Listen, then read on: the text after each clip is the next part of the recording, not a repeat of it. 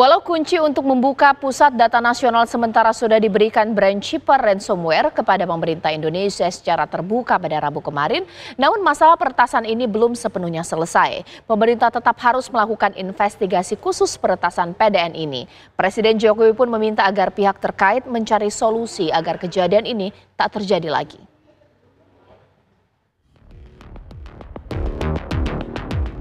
Serangan ransomware BrainChipper bikin geger Indonesia.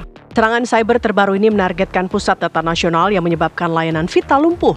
Bobolnya pusat data nasional diserang ransomware Juni 2024 lalu, membawa korban seorang pejabat Kominfo mengundurkan diri. Dirjen Aplikasi Informatika Kominfo Samuel Abriani Pangerapan mengundurkan diri dari jabatannya. Pengunduran diri SEMI sebagai bentuk pertanggungjawabannya sebagai pengelola teknis Pusat Data Nasional. Seperti diketahui, serangan cyber terbaru ini merupakan yang terburuk yang dialami Indonesia dalam beberapa tahun terakhir, mengganggu layanan imigrasi dan mempengaruhi operasional di bandara-bandara besar di Indonesia selama beberapa hari. Sebelumnya desakan agar Menteri Komunikasi dan Informatika Budi Aristiadi mundur dari jabatannya mencuat menyusul peretasan terhadap sistem pusat data nasional yang hingga saat ini belum dapat dipulihkan sepenuhnya.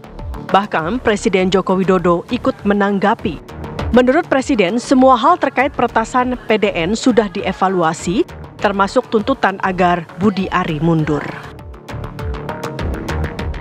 Ya, sudah kita evaluasi semuanya. Yang paling penting semuanya harus dicarikan solusinya agar tidak terjadi lagi, di backup semua data nasional kita sehingga kalau ada kejadian kita tidak terkaget-kaget.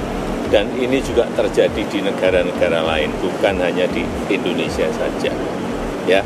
Pak, banyak desakan untuk Pak Menkominfo mundur, bagaimana Pak tanggapannya dari Bapak sendiri? Semuanya sudah dievaluasi. Presiden Jokowi juga meminta agar pihak terkait mencari solusi agar kejadian tersebut tidak terjadi lagi. Tim TV One mengabarkan. Dugaan adanya orang dalam yang sengaja mempublikasikan sistem PDN sehingga memudahkan pihak luar melakukan akses menjadi buah bibir di sejumlah wilayah pemirsa. Bahkan di ruang publik, sejumlah pihak di bidang teknologi informasi menyebutkan proses audit dan investigasi forensik penting untuk memulihkan kepercayaan publik terkait keamanan data.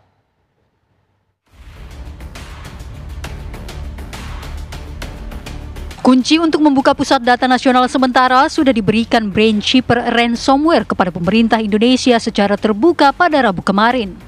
Pemerintah melalui Menko Polhukam pun mengumumkan jika layanan publik yang menggunakan server PDN sudah dapat diakses kembali. Namun, masalah peretasan ini belum sepenuhnya selesai. Yang tak kalah pentingnya adalah pemerintah tetap harus melakukan investigasi mengenai bagaimana peretasan terjadi dan mengapa standar operasional prosedur atau SOP terabaikan. Termasuk dugaan adanya orang dalam yang sengaja mempublikasikan sistem PDN sehingga memudahkan pihak luar melakukan akses patut dituntaskan. Sejumlah pihak yang berkompeten dan berkecimpung di bidang teknologi informasi menyebut jika proses audit dan investigasi forensik memang membutuhkan waktu yang panjang. Meski demikian, hal ini menjadi penting guna memulihkan kepercayaan masyarakat dan juga dunia kepada pemerintah dalam hal menjaga keamanan data. Lalu, langkah apakah yang harus dilakukan pemerintah untuk mengungkap kabut tebal peretasan ini? Mungkinkah ada pihak lain yang sengaja mengambil keuntungan dari bobolnya PDN ini?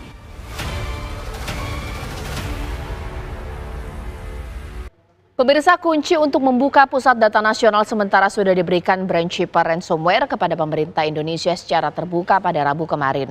Namun masalah peretasan ini belum sepenuhnya selesai.